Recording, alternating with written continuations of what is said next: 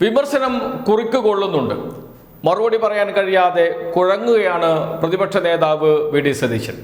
അതിൻ്റെ പ്രതിഫലനമാണ് ഇന്ന് മാധ്യമപ്രവർത്തകരുടെ മുന്നിൽ കണ്ടത്. അത് നമുക്ക് ആദ്യം കാണാം.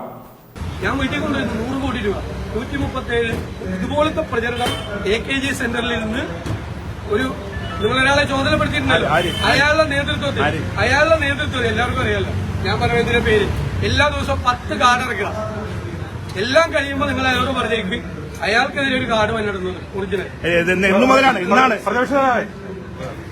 വി.ഡി. സതീശൻ ലക്ഷ്യം വെക്കുന്നത് MP നികേഷ് കുമാറിനെയാണ്. മുതിർന്ന മാധ്യമപ്രവർത്തകനാണ്. ഇപ്പോൾ CPIM-മായി സഹകരിച്ച് പ്രവർത്തിക്കുകയാണ്. അദ്ദേഹത്തിന്റെ പേര് പറയാതെയാണ് വി.ഡി. സതീശന്റെ ഭീഷണി. നേരത്തെയും വി.ഡി. സതീശൻ ഇതുപോലെ ഭീഷണി മുഴക്കിയിട്ടുണ്ട്. വിരൽ ചൂണ്ടി നടത്തിയ പ്രസ്താവനയുണ്ട് മുഖ്യമന്ത്രിക്കെതിരെ. അതിനുശേഷം ഒന്നും സംഭവിച്ചില്ല എന്ന് നമുക്കറിയാം. അതിനു മുമ്പ് ബോംബ് ഭീഷണി മുഴക്കിയിരുന്നു പ്രതിപക്ഷ നേതാവ് വി.ഡി. സതീശൻ. അതും എവിടെയും എത്തിയില്ല എന്ന് നമുക്കറിയാം.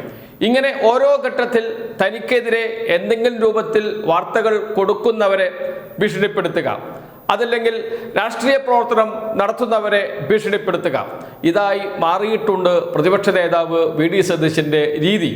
എന്ന് വെച്ചാൽ അടുത്ത നിയമസഭാ തെരഞ്ഞെടുപ്പിൽ വിജയം ഉറപ്പിച്ചു, മുഖ്യമന്ത്രി കസേര ഉറപ്പിച്ചു. അങ്ങനെയാണ് വി.ഡി. സതീശൻ മുന്നോട്ട് പോകുന്നത്. വി.ഡി. സതീശൻ ഓർക്കേണ്ട ചില കാര്യങ്ങളുണ്ട്. 2021 ഇതുപോലെ മുഖ്യമന്ത്രി കസേര സ്വപ്നം കാണുകയും മുഖ്യമന്ത്രി കസേര ഉറപ്പിച്ച വ്യക്തികളുണ്ട്. എന്തിനേറെ പറയുന്നു, ഉദ്യോഗസ്ഥരുടെ സ്ഥലം മാറ്റം പോലും തീരുമാനിച്ചിരുന്നു. ആരൊക്കെ മന്ത്രിമാരാകണം എന്ന് തീരുമാനിച്ചിരുന്നു. ആരൊക്കെയാകണം മന്ത്രിമാരുടെ സ്റ്റാഫിലുണ്ടാകേണ്ടത് എന്നുകൂടി ആലോചിച്ച് ഉറപ്പിച്ചിരുന്നു. IAS IPS ഉദ്യോഗസ്ഥന്മാരുടെ സ്ഥലം മാറ്റ പട്ടിക തയ്യാറാക്കിയിരുന്നു. ഇങ്ങനെയൊക്കെ കാത്തിരിക്കുകയായിരുന്നു റിസൾട്ട് വരാൻ. അവസാനം സംഭവിച്ചത് എന്താണ്? രണ്ടാം പിണറായി സർക്കാർ കൂടുതൽ സീറ്റുമായി അധികാരത്തിൽ വന്നു. ഇപ്പോഴിതാ വി.ഡി. സതീശനും അതേ രീതിയിലാണ് മുന്നോട്ട് പോകുന്നത്. പക്ഷേ ഇത്തവണ വി.ഡി. സതീശൻ മാത്രമല്ല മുഖ്യമന്ത്രി സ്ഥാനാർത്ഥി. KC വേണുഗോപാലുണ്ട്, രമേശ് ചെന്നിത്തലയുണ്ട്. ഒരു കൈ നോക്കാൻ മുല്ലപ്പള്ളി രാമചന്ദ്രൻ മത്സരിക്കാൻ സന്നദ്ധനായി നിൽക്കുന്നുണ്ട്. K. സുധാകരൻ മറ്റൊരു ഭാഗത്ത് മത്സരിക്കാൻ റെഡിയായി നിൽക്കുന്നുണ്ട്. എന്ന് വെച്ചാൽ മുഖ്യമന്ത്രി സ്ഥാനാർത്ഥിയാകാൻ തയ്യാറായി നിരവധി പേരുണ്ട്. ഇവരെല്ലാം വെട്ടി മുകളിൽ നിന്ന് താഴേക്കിറങ്ങാൻ തയ്യാറായി നിൽക്കുന്ന KC വേണുഗോപാലുമുണ്ട്. അങ്ങനെയൊക്കെ ഇരിക്കെയാണ് വി.ഡി. സതീശന്റെ ഈ പ്രസ്താവന ഒന്നോർക്കണം. ഏതായാലും 3-4 മാസം ശേഷിക്കുന്നുണ്ട്. അതിനുശേഷം മാത്രമേ എന്താണ് സംഭവിക്കുക എന്ന് പറയാൻ കഴിയൂ. തദ്ദേശ സ്ഥാപനങ്ങളിലേക്ക് നടന്ന തെരഞ്ഞെടുപ്പിലെ വിജയമാണ് ഈ അമിത ആത്മവിശ്വാസത്തിന് കാരണമെങ്കിൽ 2010 ഇതിനേക്കാളും വലിയ വിജയമാണ് നേടിയത് UDF.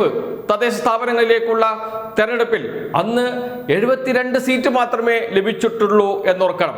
അത്രയും വലിയ നേട്ടം ഇത്തവണ തദ്ദേശ സ്ഥാപനങ്ങളിലേക്ക് നടന്ന തെരഞ്ഞെടുപ്പിൽ ഉണ്ടാക്കിയിട്ടില്ല UDF. ആ UDF ഇന്ന് 100 സീറ്റ് നേടി വിജയിക്കും എന്ന അവകാശവാദവുമായി രംഗത്ത് വരികയാണ്. വെറും പ്രചാരണ തന്ത്രം മാത്രമാണ് അത് എന്ന് ഓരോ ദിവസം കഴിയുന്നതോറും വ്യക്തമായിക്കൊണ്ടിരിക്കുന്നു. കേരളത്തിൽ ഭരണവിരുദ്ധ വികാരമില്ല എന്ന് KPCCക്ക് വേണ്ടി ഇലക്ഷൻ തന്ത്രങ്ങൾ ആവിഷ്കരിക്കുന്ന സുനിൽ കനോഗുലുവിന്റെ ടീം തന്നെ കണ്ടെത്തുകയും പറയുകയും ചെയ്തിട്ടുണ്ട്.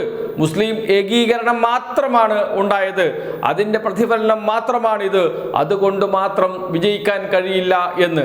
എന്നിരുന്നാലും പ്രവർത്തകരെ ഒന്ന് ആവേശഭരിതരാക്കാനുള്ള തന്ത്രങ്ങൾ, നീക്കങ്ങളാണ് കോൺഗ്രസ് നടത്തിക്കൊണ്ടിരിക്കുന്നത്.